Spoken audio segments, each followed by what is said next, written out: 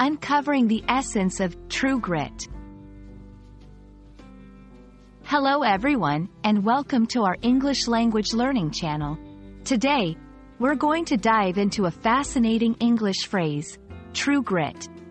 This term is not just intriguing but also a powerful expression in the English language. Whether you're learning English as a second language or just curious about English phrases, this video is for you. Let's explore what true grit means and how you can use it in everyday conversation. True grit is an English phrase that refers to a person's courage, determination, and strength of character. It's not just about being brave. It's about being resolute and steadfast in the face of challenges or adversity. This phrase is often used to describe someone who doesn't give up, even under tough or challenging circumstances. The phrase, true grit, has an interesting history. It became widely popular after the publication of a novel titled True Grit by Charles Portis in 1968, which was later adapted into a successful film. The term, however, has its roots in older English usage where grit relates to grainy material like sand and symbolizes small but hard particles. This symbolism translates to character traits that denote firmness and unyielding resolve.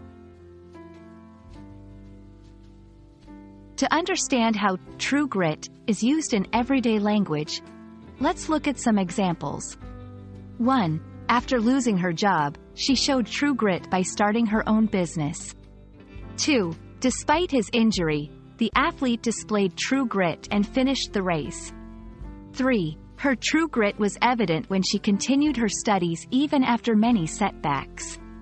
These examples illustrate how the phrase can describe resilience and tenacity in various situations. True grit isn't just a literary or linguistic term. It has also made a significant impact on popular culture.